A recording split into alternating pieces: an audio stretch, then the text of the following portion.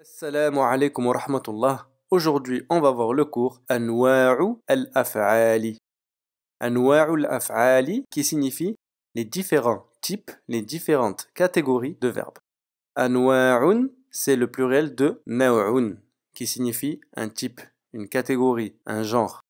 Al-Af'al, c'est le pluriel de fi'lun qui signifie un verbe. Ta'rif al-fi'li, la définition du verbe. هو كل كلمة دلت على معنى في نفسها واقترنت بزمان. Le verbe, c'est tout mot qui indique un sens en lui-même et qui est lié à un temps. Et il se divise en trois catégories.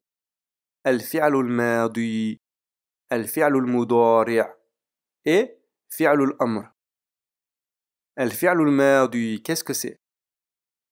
هو كل فعل يدل على حصول عمل في الزمان الماضي. C'est tout verbe qui indique le déroulement d'une action dans le temps du passé. C'est donc le verbe au passé. Exemple, كتب, il a écrit. فهم, il a compris. خرج, il est sorti. سمع, il a écouté. Donc là, tous les verbes que je t'ai donnés, c'est avec le pronom personnel huwa qui signifie il. Quand je te dis كتب, il a écrit. Au moment où je te parle, est-ce qu'il avait déjà écrit? Oui ou non? Oui, il a déjà écrit. C'est du passé, l'action s'est donc déroulée avant que j'ai parlé. Fahima, il a compris. Kharaja, il est sorti. Aina Mohammed? Où est Mohammed? Kharaja, il est sorti. Au moment où je te demande, il était sorti, oui ou non? Oui, il était déjà sorti. Mithalun, on va voir avec un exemple. Kharaja Mohammedun min al-bayt. Mohammed est sorti de la maison. Kharaja, c'est le verbe au passé. Mohammedun, c'est lui le sujet. Comment le sait-on? Il finit par ad-dammatani.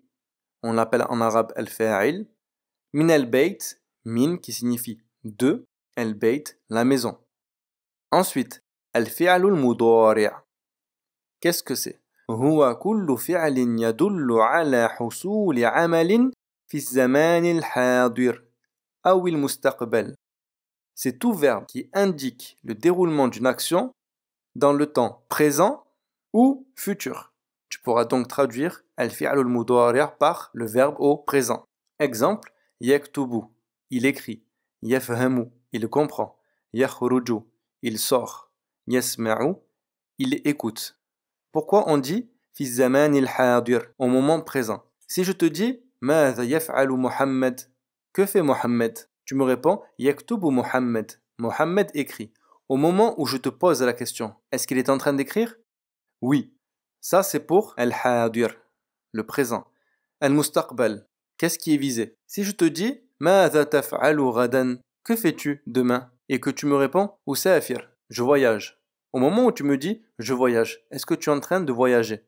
Non, tu vas voyager demain, mais tu as utilisé al-fi'lu al-mudari'. Voilà pourquoi on dit في الزمان الحاضر أو المستقبل. مثال, exemple, يفهم التلميذ الدرس. التلميذ, c'est l'étudiant, الدرس, le cours. L'élève comprend le cours.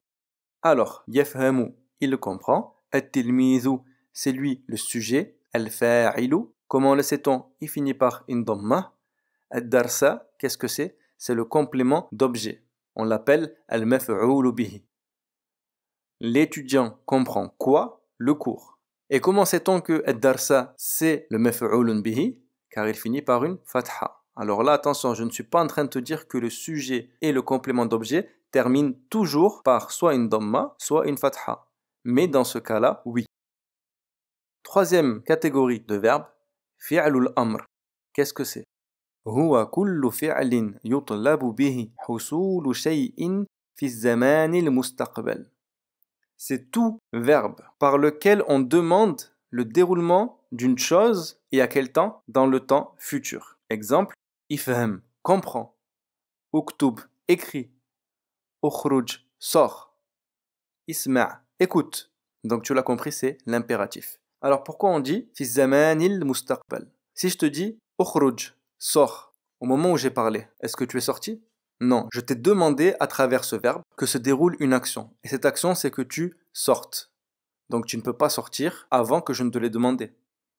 Exemple, mithalun, uktub, écris. دروسك, tes cours. Voilà, on a vu les 3 types de verbes. L'important, c'est que tu saches qu'il y en ait 3. On va faire un petit récapitulatif. Donc le verbe, on a dit que c'était tout mot qui a un sens en lui-même et qui est lié à un temps. Il se divise en 3 parties. Le verbe au passé, le verbe au présent et le verbe à l'impératif.